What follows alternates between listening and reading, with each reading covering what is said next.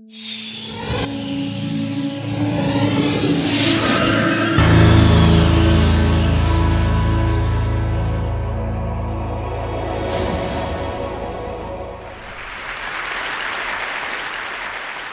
going to speak about corruption, but I would like to juxtapose two different things.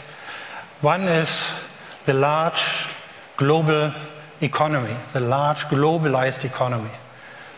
And the other one is a small and very limited capacity of our traditional governments and their international institutions to govern, to shape this economy.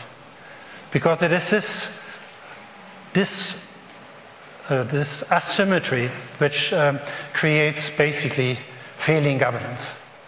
Failing governance in many areas, in the area of corruption, in the area of destruction of the environment, in the area of exploitation of women and children, in the area of climate change, in all the areas in which we really need a capacity to reintroduce the primacy of politics into the economy which is operating in a worldwide arena.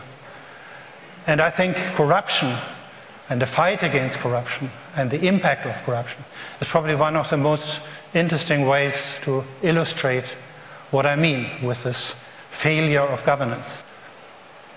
Let me talk about my own experience. I used to work as the director of the World Bank office in Nairobi for East Africa. At that time, I noticed that corruption, that grand corruption, that systematic corruption was undermining everything we were trying to do. And therefore, I began to not only try to protect the work of the World Bank, our own projects, our own programs against corruption, but in general, I thought we need a system to protect the people in this part of the world from the ravages of corruption. And as soon as I started this work, I received a memorandum from the World Bank, from the legal department first, in which they said, you are not allowed to do this. You are meddling in the internal affairs of our partner countries. This is forbidden by the Charter of the World Bank. So I want you to stop doing this. In the meantime, I was chairing donor meetings, for instance, in which the various donors, and many of them like to be in Nairobi. It is true, it is one of the unsafest cities of the world, but they like to be there because the other cities are even less comfortable. And in these donor meetings, I noticed that many of the worst projects which were put forward by our clients, by the governments, by promoters, many often representing the suppliers from the north, that the worst projects were realized first. Let me give you an example. A huge power project, $300 million, to be built smack into one of the most vulnerable and one of the most beautiful areas of Western Kenya. And we all noticed immediately that this project had no economic benefits. It had no clients, nobody would buy the electricity there, nobody was interested in irrigation projects.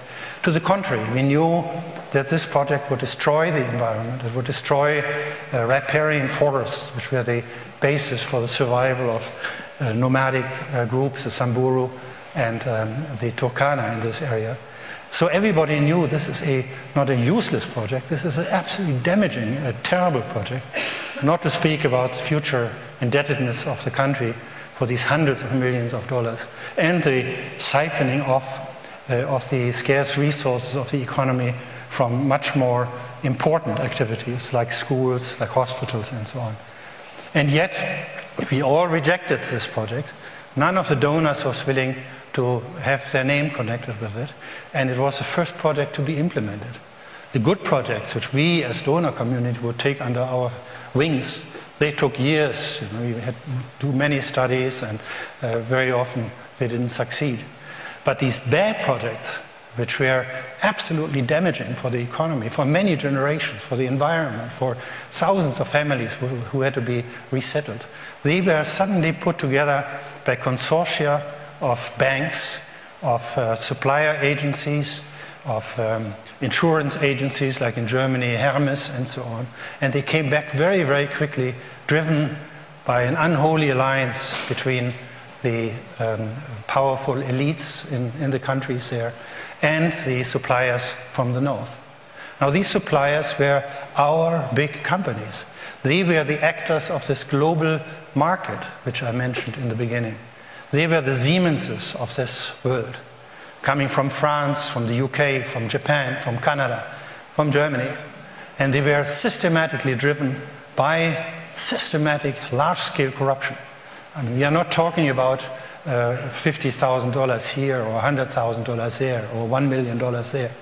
No, we are talking about $10 million, $20 million on the Swiss bank accounts, on the bank accounts of Liechtenstein, of the presidents, the ministers, the high officials in the parastatal sectors. This was a reality which I saw, and not only one project like that. I saw, I would say, over the years I worked in Africa, I saw hundreds of projects like this.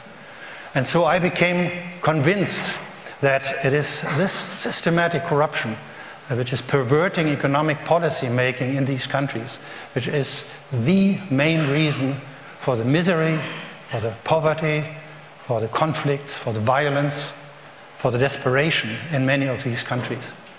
I mean, that we have today more than 1 billion people below the absolute poverty line, that we have more than 1 billion people without proper drinking water in the world. Twice that number, more than 2 billion people without sanitation and so on. And the consequent illnesses of mothers and children. Still child mortality of more than 10 million people every year, children dying before they are 5 years old. The cause of this is to a large extent grand corruption. Now, why did the World Bank not let me do this work? The World Bank not let me do this work. I found out afterwards, after I left under a big fight, the World Bank, the reason was that the members of the World Bank thought that foreign bribery was okay, including Germany. In Germany, foreign bribery was allowed. It was even tax deductible. No wonder that most of the most important international operators in Germany, but also in France, in the UK, in Scandinavia, everywhere, systematically bribed. Not all of them, but most of them. And this is the phenomenon which I call failing governance. Because when I then came to Germany and started this little NGO here in Berlin at the Villa Borsig, we were told, you cannot stop our